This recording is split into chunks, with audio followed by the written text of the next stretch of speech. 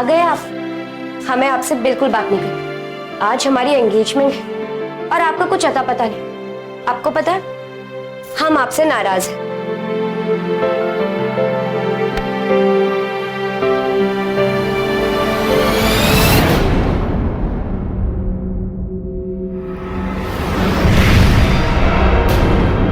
रिश्तों के बगैर इंसान अधूरा होता है। कुछ रिश्ते जन्म से हमारे साथ होते हैं और कुछ रिश्ते जिंदगी में हम कायम करते हैं। वो रिश्ते जो हम खुद बनाते हैं, बगैर भरोसे के उनकी बुनियाद कभी मजबूत नहीं हो सकती। लेकिन दुर्भाग्यवश कभी कभी यही भरोसा साजिश का शिकार हो जाता है। कुछ ऐसा ही हुआ उत्तर प्रदेश के कानपुर की रहने वाली ममता के साथ। ममता जब कानपुर से मुंबई आई तो यहां आते ही उसके कमरे में एक ऐसा शख्स दाखिल हुआ जिसे देखते ही उसके होश उड़ गए।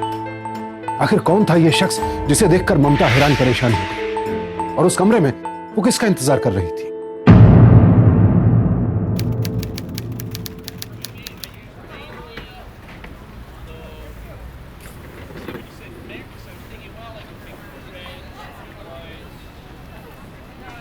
भैया ये हरी वाली चूड़।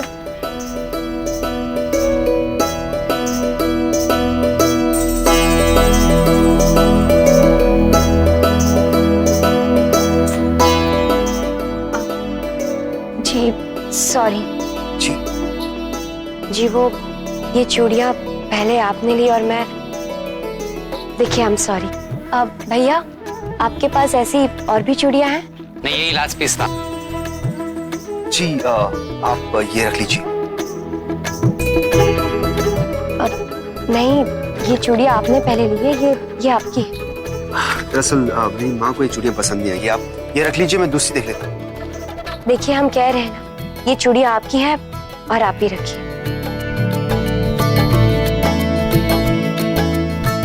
Excuse me. जी आपकी चूड़ियाँ।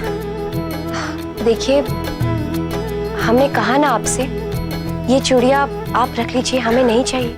देखिए अगर आपने नहीं ली तो मुझे बहुत बुरा लगेगा, क्योंकि मैं जानता हूँ कि आपको बहुत पसंद है। पर मैं देखिए पर कुछ नहीं, अगर आपने नहीं ली ना तो मुझे लगेगा कि मैं आपका दिल दुखा रहा हूँ। So please.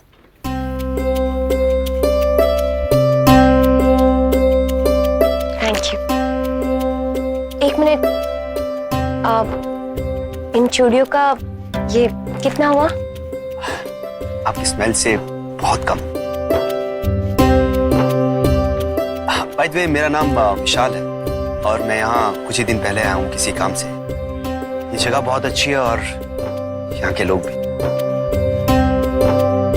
आपसे मिलकर बहुत खुशी हुई। जी वो हमें देर हो रही है, हमें अब चलना चाहिए। सुनिए,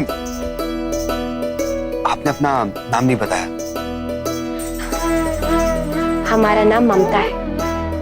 ममता, क्या हम कल मिल सकते हैं?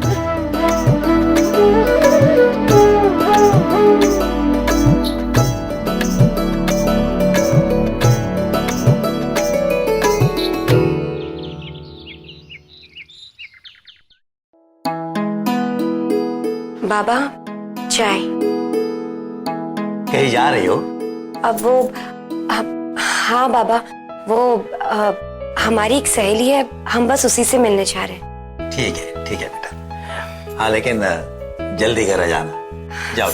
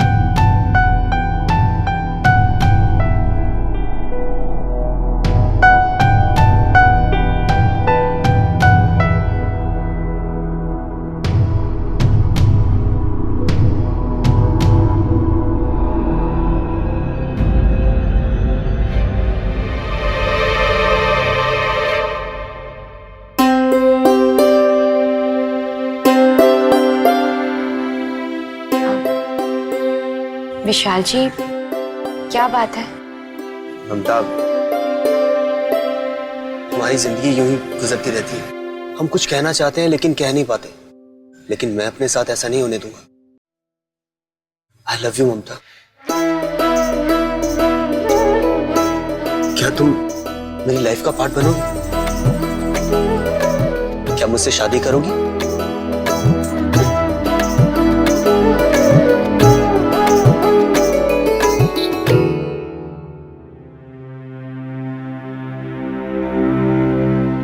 क्या हुआ ममता?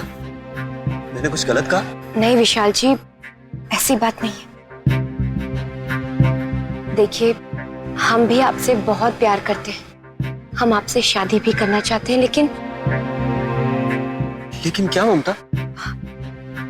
लेकिन विशाल जी, हमें नहीं लगता कि कभी बाबा इस बात के लिए राजी होंगे। लेकिन क्यों?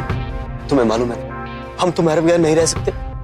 हम यहाँ से दूर, कहीं दूर चले जाएंगे। नहीं विशाल जी, ऐसा करने के बारे में कभी सोचना भी मत। ना तो हम अपने बाबा को छोड़ सकते हैं और नहीं आपको। अक्सर जिंदगी में कोई ऐसा शख्स आ जाता है जिससे हम दिल का रिश्ता जोड़ बैठते हैं। ममता के साथ भी ऐसा ही कुछ हुआ। विशाल से उसकी मुलाकात संयोगवश हुई थी, लेकिन अब उनका रिश्ता एक नया आयाम पा चुका था। वहीं दूसरी ओर ममता का अपने पिता नंदलाल से भी अटूट रिश्ता था। जहां वो अपने पिता का विश्वास नहीं तोड़ सकती थी, वहीं अब विशाल से दूर रहना भी उसके लिए मुश्किल होता जा रहा था। ममता दुविधा में थी कि क्या उसके पिता नंदलाल उसका और विशाल का रिश्ता स्वीकार करेंगे। जी नमस्ते। नमस्ते। मैंने पहचाना नहीं आपको। किससे मिलना चाहते हैं आप? बाबा ये विशाल है। अंकल, मैं चाय, कॉफी, लड्डू सब कुछ छोड़कर साफ साफ बात करना चाहता हूँ। मैं ममता से बहुत प्यार करता हूँ और ममता मुझसे। हम दोनों शादी करना चाहते हैं। बस आपकी मंजूरी और आपका आशीर्वाद चाहिए। ममता, मैंने कभी नहीं सोचा था कि तुम ऐसा कुछ करोगी।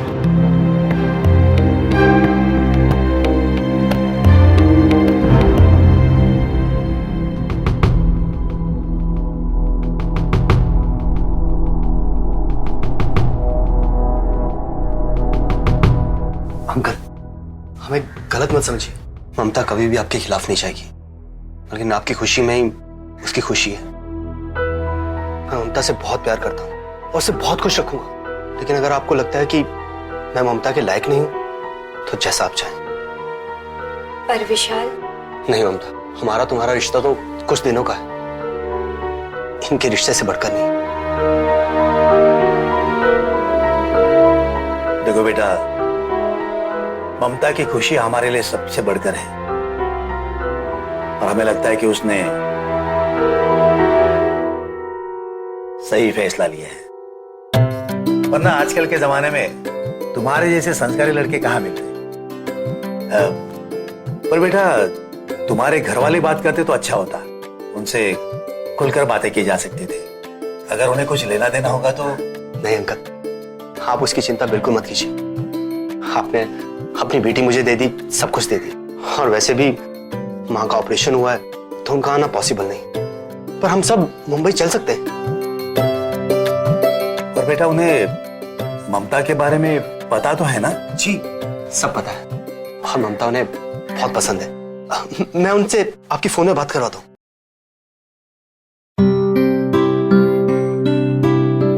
Hello hello. माँ, ममता के पापा आपसे बात करना चाहते हैं।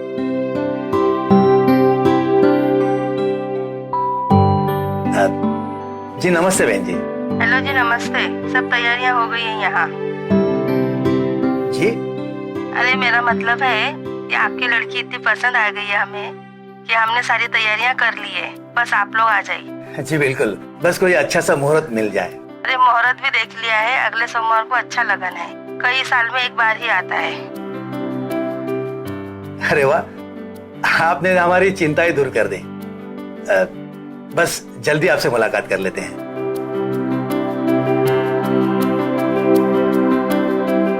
आशीर्वाद नहीं लोगे?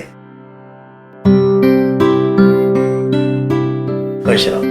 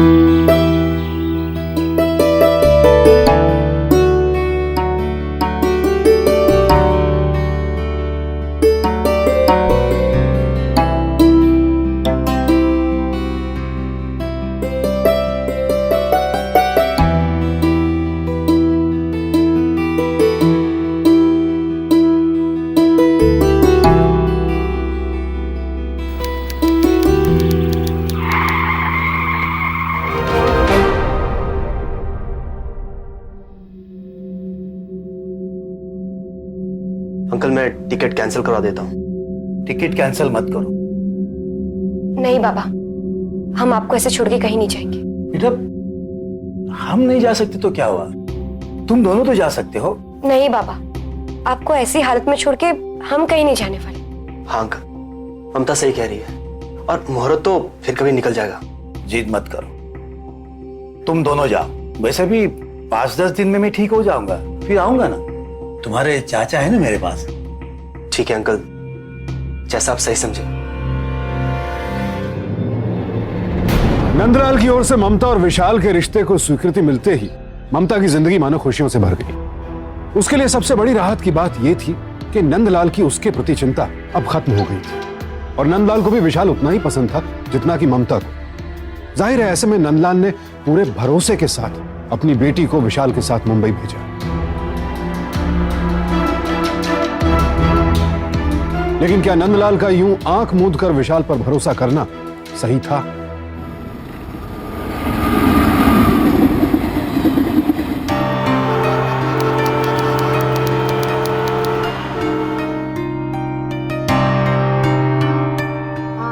वैसे आपने तो कहा था कि आपका शहर कभी सोता नहीं, लेकिन यहाँ तो कितनी शांति है। तुम भी ना पता नहीं कहां से सब बातें सुन लेती हो। अरे आप इतना चिढ़ क्यों रहे हैं? मैं चिढ़ नहीं रहा हूँ, यहाँ दिन में अक्सर सन्नाटा ही रहता है। सूरज तो यहाँ पे रात को निकलता है, समझी? जी समझ गए। लो आ गया। लेकिन फोटो में आपने जो घर दिखाया था वो तो कितना बड़ा और खूबसूरत था, पर ये वहाँ पे रेनोवेशन चल रही है। ये मेरा पुराना घर है, कुछ दिन यहीं पे रहना पड़ेगा। जी चले? वैसे भी आपके साथ हम कहीं भी रह सकते हैं।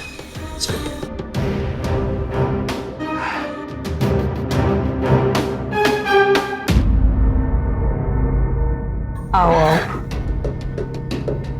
तुम्हारा इंतजार हो रहा था। नमस्ते। आओ।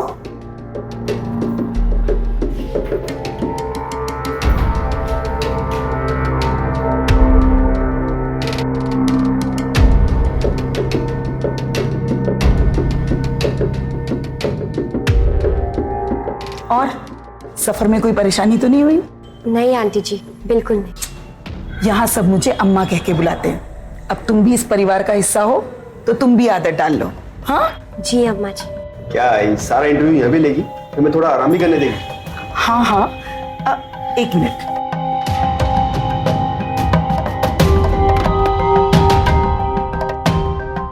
ये तुम्हारी मुंह दिखाई। अब लेकिन ले लो ले लो।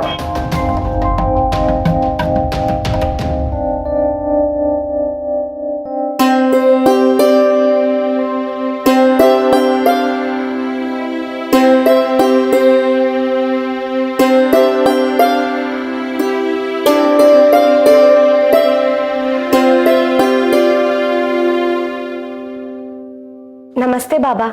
खुश रहो बेटा। बेटा हम तुम्हें फोन लगा ही रहे थे, लेकिन लग नहीं रहा था। बाबा हो सकता है कि नेटवर्क नहीं होगा इसीलिए। और आप ना हमारे लिए बिल्कुल परेशान मत हुई, हम यहाँ अच्छे से पहुंच गए। और बाबा आपको पता है हमसे मिलकर यहाँ सब लोग बहुत खुश हैं। और हाँ एक और बात, अम्मा जी ने हमें बहुत ही खूबसूरत सा हार भी दिया है। हम जानते ही थे बेटा, हमारी बेटियां है ही ऐसी जो सबका दिल जीत लेगी। बाबा बस आप यहाँ जल्दी से आ जाइए, हमें आपकी बहुत याद आती है। हाँ बेटा, मैं भी आना चाहता हूँ जल्दी, लेकिन क्या करूं इस पैर ने रोक रखा है। बाबा अब हम फोन रखते हैं, आपसे बाद में बात करेंगे। ठीक है बेटा, खुश रहो। बाबा से बात कर रही थी? जी। तुम खुश तो हो ना? हाँ लेकिन जब हमारी एंगेजमेंट हो जाएगी और आप हमें पूरी मुंबई अच्छे से घुमाएंगे, उसके बाद हम खुश हो जाएंगे। अच्छा बाबा, हम तुम्हें जरूर घुमाएंगे। हाँ? अच्छा ये मुझे दो, तुम्हें यहाँ पे रोमिंग पड़ रही होगी ना, मैं यहाँ पे लोकल सिम इसमें डलवा दूंगा, ठीक है?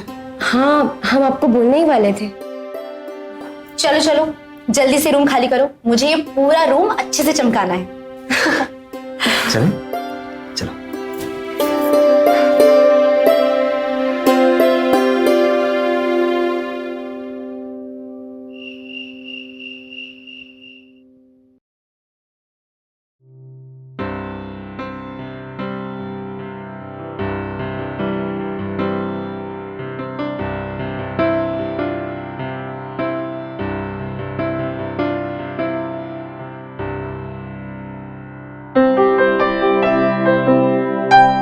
और कैसा लगा रूम तेरे को? मतलब है ना बिल्कुल ब्यूटीफुल। अब तुम यहाँ बैठो, भैया आते ही होंगे। हाँ हाँ, अभी आराम कर लो, फिर बाद में रात को कहाँ आराम। भाभी आप भी। अरे दुल्हनिया, तुझे छेड़ रही थी। वैसे ऐसी सजावट तो शादी वाले दिन होती है, और आज तो सिर्फ सगाई है, तो फिर ये सब। अरे हमारे यहाँ तो सगाई में भी सजाते हैं। चल।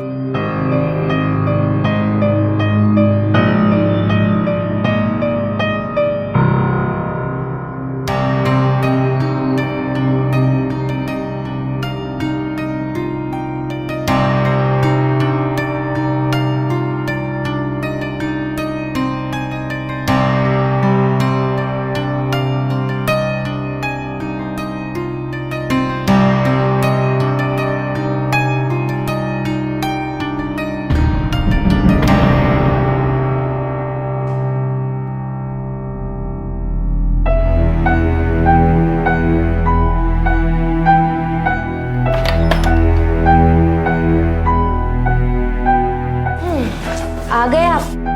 हमें आपसे बिल्कुल बात नहीं करनी। आज हमारी एंगेजमेंट है और आपका कुछ अता पता नहीं। आपको पता है हम आपसे नाराज हैं।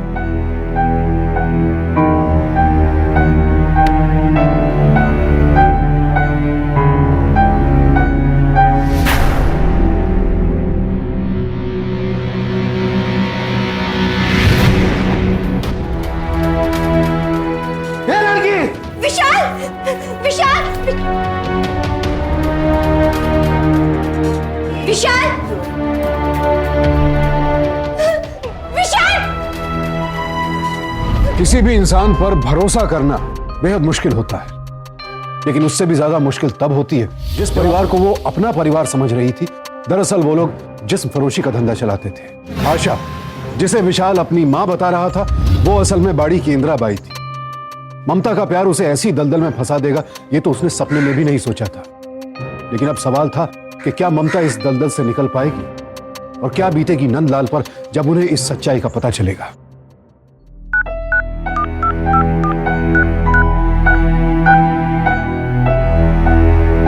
The number you have called is currently switched off. Please try again later. Thank you.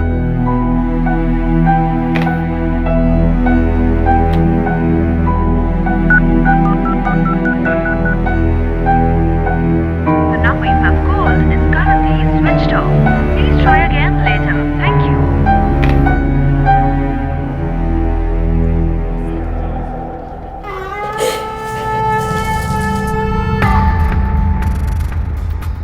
The number you have called is currently switched off. The number you have called is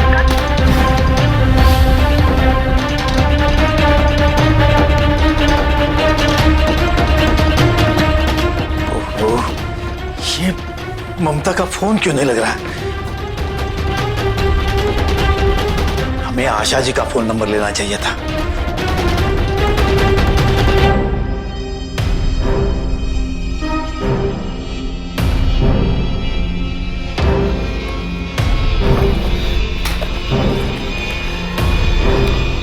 क्यों सर्कल, अंधेरी मुंबई।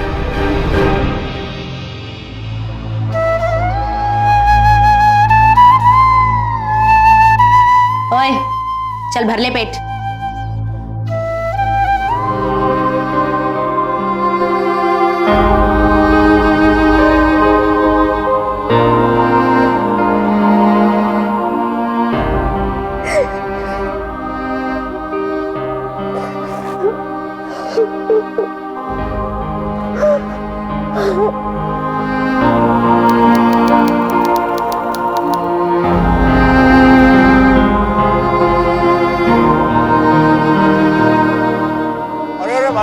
भाई साहब, कहाँ जा रहे हैं? साहब है अंदर? जी, आप कौन? जी मैं नंदलाल, मुझे मिलना है उनसे। अच्छा, तो आपको भी साहब से मिलना है? हाँ। देखिए भाई साहब, यहाँ जो भी आता है ना वो साहब से मिलने ही आता है। अब चलिए जाइए, रास्ता ना चलिए। देखिए मेरी बात तो सुनिए, ये विशाल जी का ही बंगला है ना? अरे कौन विशाल जी यार? किसी ने मामू बनाया है आपको, मामू। और आपकी किस्मत अच्छी है कि यहाँ पुलिस वाले नहीं, तो उठा के आपको अंदर कर देंगे, समझ गए ना? ये बच्चन जी का घर है, अमिताभ बच्चन जी, समझ गए ना? अब चलिए। मुझे अंदर तो जाने दीजिए प्लीज। बदतमीज आदमी यार, समझा रहे हैं, समझ में नहीं आ रहा आपके? चलिए जल्दी चले आते हैं मिलने। अरे जाइए ना, समझ में नहीं आ रहा क्या?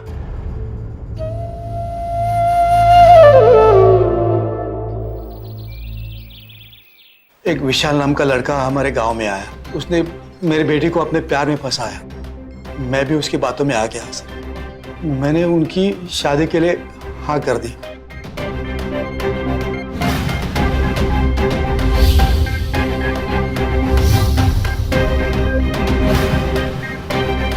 न जाने मेरी बेटी कहाँ होगी, इस हाल में होगी।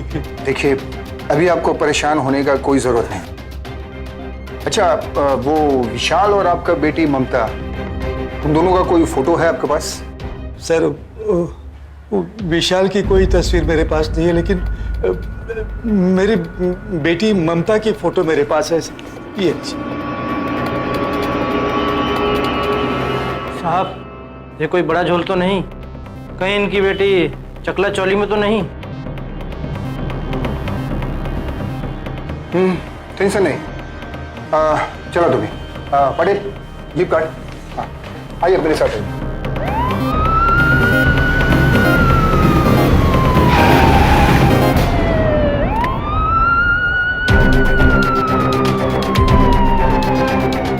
आइए बोले, सांस करा तुम्हें। हाँ सर। थोड़ा अपना लड़की को।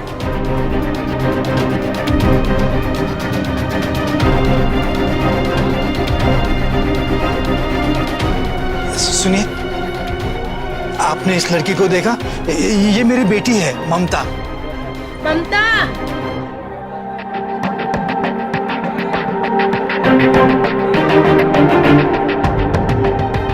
ये आपकी लड़की? साहब, सब जगह देख लिया, किधर भी नहीं मिली।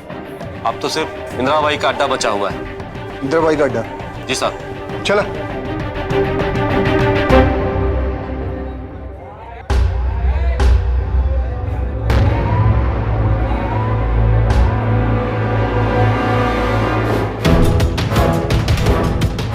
अम्मा, अरे खाली पीली काहे को भाग के आ रही है? अरे बाहर वो पुलिस वाले आए हैं, नई छोकरी को ढूंढ रहे हैं। इंदिराबाई, इंदिराबाई इस लड़की को जानती हैं आप?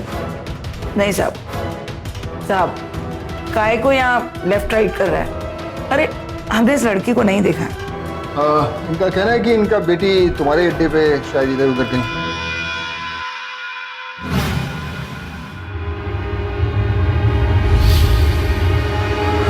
यही है ये औरत, यही है विशाल की माँ, और ये है उसकी बहू, और ये उसकी बेटी। ए, किसकी मारे? साहब कौन है ये चिरकुट? साला इंदिराबाई के कोठे पे फैमिली ड्रामा चालू है। क्या कर रहे हैं आप? संभालो अपने आप को, हम पुलिस वाले हैं ना आपके साथ। फिर ये सब नाटक है को? साहब अपने को यहाँ कोई लफड़ा नहीं मांगता। यहाँ जो कुछ भी होता है तुमको सब पता है। यहाँ कोई जबरदस्ती का काम नहीं होता। बहुत सालों से धंधा कर रही हूं मैं। क्यों साहब, कोई सबूत है क्या आपके पास? अरे जब सबूत नहीं है तो काय को इस बुड्ढे के साथ अपना टाइम खर्ची कर रहा है? बैठो साहब, बैठो ना। इधर ममता दिन ब दिन टूटती जा रही थी, उधर उसके पिता नंदलाल की चिंता बढ़ती जा रही थी। और जब मुंबई आकर उनका सच्चाई से सामना हुआ तो उनके होश ही उड़ गए। जिस आशा को वो विशाल की मां समझ रहे थे, वो तो दरअसल इंदिराबाई थी। लेकिन हैरत की बात यह थी कि वहां उन्हें ममता का कोई सुराग नहीं मिला, और विशाल का नाम मिलना भी एक बड़ी मुसीबत थी। अब सवाल यह था कि जब पुलिस ने रेड डाली तो वहां ममता का कुछ पता क्यों नहीं चला? कहां थी ममता?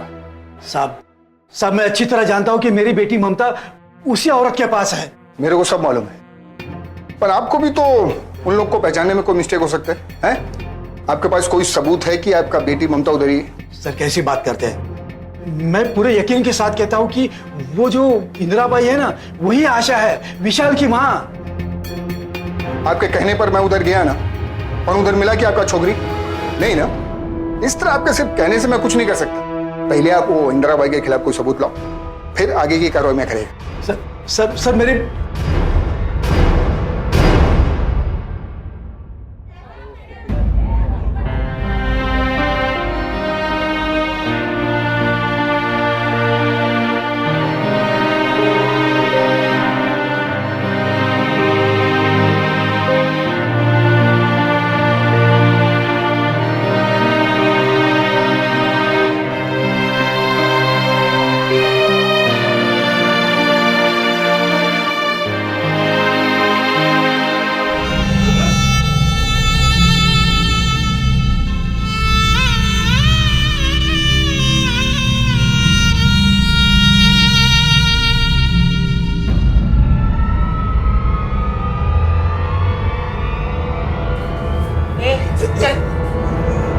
रुको चल फटाफट, ज्यादा बात नहीं करने का।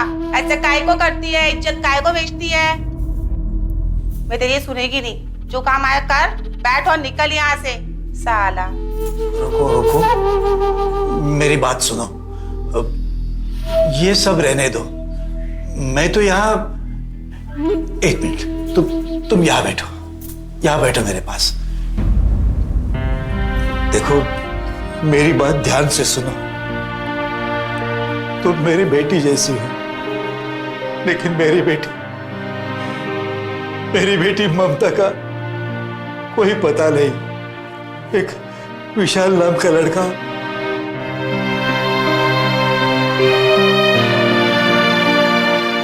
बाबूजी, मुझे माफ कर देना,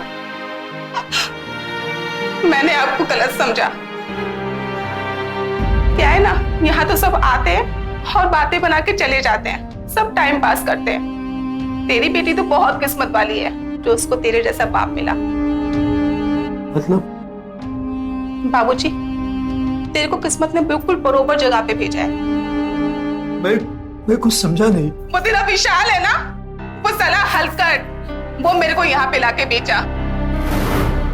बाबूजी उसको छोड़ना नहीं, वो गल्ला गली के पीछे वाली गली है ना, वो साला वहीं पे रहता है। क्या? तू सच बोल रही है ना? हाँ बाबूजी। मैं छोड़ूंगा नहीं उसको, नहीं छोड़ूंगा मैं उसको, नहीं छोड़ूंगा मैं उसको।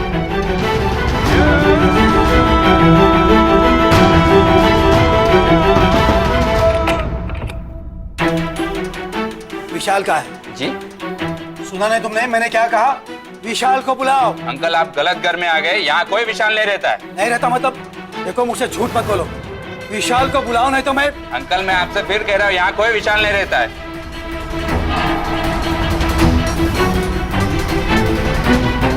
गौतम देखना यार। अरे आप क्या चाहिए आपको? गौतम ये कब से विशाल चला रहे हैं, मुझे तो कोई पागल लगता है। गौतम नहीं, यही विशाल है, यही विशाल है। इसने मेरी बेटी को। विशाल? कौन विशाल? मेरी बेटी को कहाँ रखा है तुमने? विशाल मेरी ममता कहाँ है?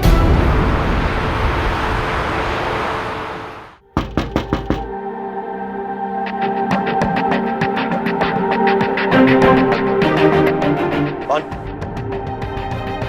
मुस्तफा खान बोलते हैं मुझे। सुना है कि तुम चिड़िया का धंधा करते हो। मेरा भी वही धंधा है, धंधा करना चाहता तुम्हारे साथ। Wrong address. अरे भाईजान सुनो तो सही, सभी पहचानते मेरे को इधर। आजू बाजू में सबसे धंधा करता मैं, इंदिराबाई, लच्छू पहलवान, सबसे चिड़िया का धंधा करता मैं। सुना है तुम्हारे पास एक फ्रेश चिड़िया आई है, बोल क्या मैं तुम्हारे पास। घर पे अगर लक्ष्मी आई ना तो मुंह नको दो, माल दिखाऊं। बंडल का बंडल पड़ा हुआ है मेरे पास, बोलो।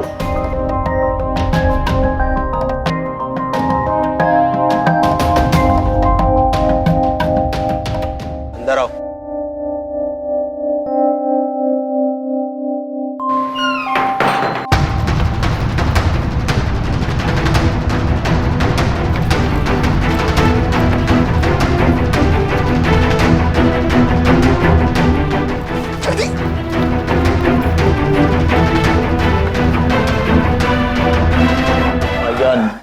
पार्टी दुबई की है, समझे? वो क्या है ना, क्या नाम है तुम्हारा? मुस्तफा खान। मुस्तफा भाई, ये काम ऐसा नहीं होता, इसमें थोड़ा वक्त लगता है, थोड़ा टाइम लगेगा। आवाज करो ना मियाँ। कितना पैसा मांगता है तुमको? टेबल पे अब भी एडवांस रखता है, लेकिन पक्का टाइम चाहिए मेरे को। बोलो। महीना 10 दिन जाएगा। वो क्या है ना, मेरे को छोटे शहर जाना पड़ेगा, समझा ना? बरोबर समझो। मैं ममता के खाऊं गया था साहब, मिले में मुझे ममता मिली और ममता को देखते मेरे दिमाग में एक प्लान आया। मैंने भाई को फोन किया और फिर ममता को अपने प्यार के जाल में फंसा, उसके बाबा को भी अपने प्यार के जाल में फंसा। मैंने सोचा था कि ममता को बॉम्बे ले आऊंगा और भाई को दे दूंगा। फिर मुझे ममता के बाबा को रास्ते से हटाना था और फिर एक दिन मैंने उस आदमी को पैसे दिए। काम बराबर होना चाहिए, सिर्फ एक टांग, मरना नहीं चाहिए। हाँ साहब।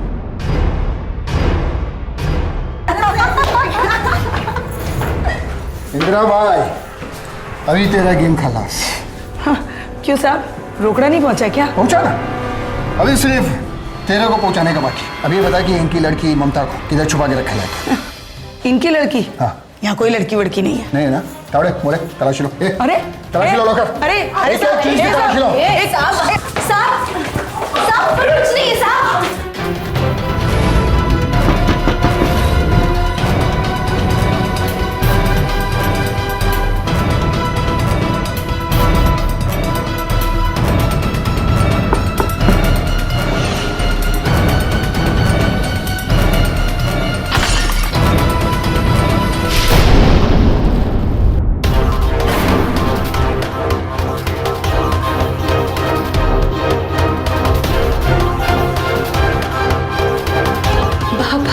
मेरी बच्ची।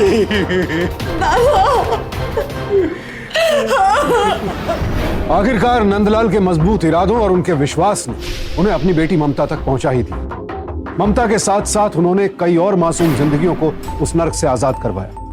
पुलिस ने भी उनका पूरा साथ दिया। विशाल, इंदिराबाई, मोहिनी और प्रिया को prevention of immoral trafficking act के तहत 7 साल कैद की सजा सुनाई गई। हमें हमेशा किसी भी इंसान पर भरोसा करने से पहले उसकी जिंदगी के हर पहलू के बारे में पूरी जानकारी कर लेनी चाहिए। विशाल के बारे में कुछ जाने बगैर उस पर आंख मूंद कर भरोसा करना ममता और नंदलाल की सबसे बड़ी भूल साबित हुई। जिस्म फरोशी किसी भी सभ्य समाज के लिए एक बहुत बड़ा अभिशाप है। हर रोज ना जाने कितनी मासूम जिंदगियां इस आग में स्वाह होती हैं। एक जिम्मेदार नागरिक होने के नाते यह हम सबका फर्ज है कि ऐसे अपराधों के खिलाफ आवाज उठाएं, क्योंकि अपराधियों की सबसे बड़ी ताकत होती है हमारी खामोशी। इसीलिए आप सबसे प्रार्थना है कि सावधान रहें, सतर्क रहें, सुरक्षित रहें। इसी उम्मीद के साथ अब मैं सुशांत सिंह आपसे विदा लेता हूं। फिर मुलाकात होगी ऐसी एक और सत्य घटना के साथ। देखते रहें सावधान इंडिया, इंडिया फाइट्स बैक।